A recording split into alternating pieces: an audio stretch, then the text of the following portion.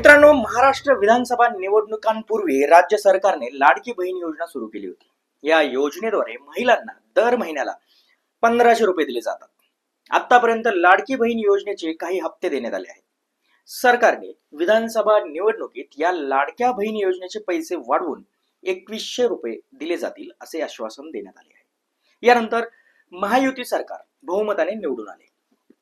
त्यानंतर लाखो लाडक्या बहिणी सरकारकडून 2100 कधी मिळणार याकडे डोळे लावून बसले आहेत। मात्र त्यांची निराशा झाली आहे, कारण सरकारने नुकत्याच जाहीर केलेल्या अर्थसंकल्पात लाडकी बहीण योजनेसाठी कोणतीही तरतूद केलेली नाही। नमस्कार, मी सुरेश, इनसाइड स्टोरी मराठीच्या आजच्या या व्हिडिओमध्ये आपले स्वागत करतो। आमचं सरकार आल्यानंतर लाडकी बहीण योजनेचे पैसे आम्ही नोव्हेंबरमध्येच डिसेंबरचे पैसे देऊ असं आश्वासन तत्कालीन मुख्यमंत्री एकनाथ शिंदे यांनी दिलं होतं। तसंच जाहीरनाम्यात वचन दिल्याप्रमाणे मात्र महिलांना 1500 रुपये न देता 2100 रुपये देऊ असं आश्वासन एकनाथ शिंदे यांनी दिलं होतं। राज्याच्या आज जाहीर झालेल्या अर्थसंकल्पात लाडक्या बहिणींच्या 2100 रुपयांची घोषणा झालेली नाही। अर्थसंकल्पात लाडकी बहीण योजनेसाठी 36,000 कोटींची तरतूद करण्यात आली आहे। लाडक्या बहिणींना 2100 रुपये देण्यासाठी काम सुरू असल्याचं मुख्यमंत्री देवेंद्र फडणवीस यांनी म्हटलं आहे। मी शब्दाचा पक्का आहे, बहिणींना नाराज करणार नाही अशी ग्वाही सुद्धा फडणवीस यांनी दिली आहे।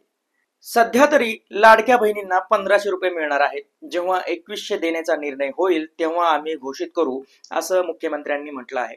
त्यामुळे सध्या तरी लाडक्या बहिणींना 2100 रुपयांसाठी वाट बघावी लागणार आहे। दुसरीकडे फेब्रुवारी आणि मार्च महिन्याचा हप्ता एकत्रित येईल असं सांगितलेलं असताना बहिणींना केवळ फेब्रुवारी महिन्याचा हप्ता जमा झाला आहे। त्यामुळे होळीच्या सणापूर्वी मार्चचा हप्ता मिळेल का असा प्रश्न आता लाडक्या बहिणींना पडला आहे। राज्यात लाडक्या बहिणींना 2100 रुपये मिळणार की नाही याकडे अनेकांचे लक्ष आहे। त्यातच आता मुख्यमंत्री देवेंद्र फडणवीस यांनी लाडकी बहीण योजनेबद्दलची एक महत्त्वाची माहिती दिली। उपमुख्यमंत्र्यांनी अजित पवारांनी महाराष्ट्राचा अर्थसंकल्प सादर केला। या अर्थसंकल्पात लाडकी बहीण योजनेबद्दल कोणतीही तरतूद करण्यात आलेली नाही। यामुळे लाडक्या बहिणी नाराज झाल्या आहेत। त्यातच आता या मुद्द्यांवरून विरोधकांनीही टीका करण्यास सुरुवात केली आहे। आता मुख्यमंत्री देवेंद्र फडणवीस यांनी पत्रकारांशी संवाद साधला। त्यावेळी त्यांना लाडकी बहीण योजनेबद्दल प्रश्न विचारण्यात आला। त्यावर त्यांनी सविस्तर उत्तर दिले। सरकारकडून 7 लाख कोटींचा अर्थसंकल्प हा मांडण्यात आला आहे। देशात जीडीपीत 7.5% आपण वाढवत आहे। आपलं कर्ज वाढलं असलं तर कर्ज घेण्याची क्षमता देखील वाढली आहे। बॅलन्स ठेवून अर्थसंकल्प मांडलेला आहे। जीएसटी कलेक्शन मध्ये 60% आपली वाढ झाली आहे। इतर राज्यांपेक्षा आपली जीएसटी कलेक्शन हे जास्त आहे। AI चा वापर करून शेतीच्या खर्चात कमी करण्यासाठी होऊ शकतो। जलयुक्त शिवार आणि नदीजोड प्रकल्पाला भर देण्यात आली।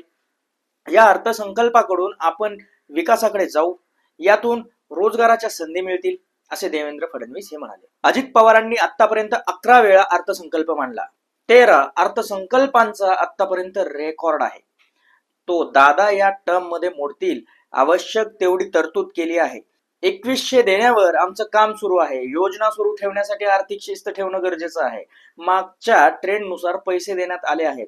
वाटलं तर पैसे वाढवता येतील। ऑक्टोबर आहे, नोव्हेंबर आहे, आपण बॅलन्स तयार करत आहोत।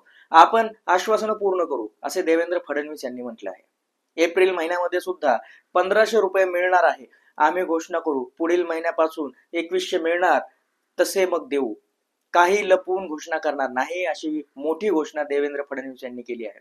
तसेच अजित पवारांनी मी शब्दाचा पक्का आहे, बहिणींना नाराज करणार नाही असे म्हटले। यावर तुमचे काय मत आहे हे आम्हाला नक्की कमेंट करून कळवा आणि पाहत रहा इनसाइड स्टोरी मराठी। धन्यवाद।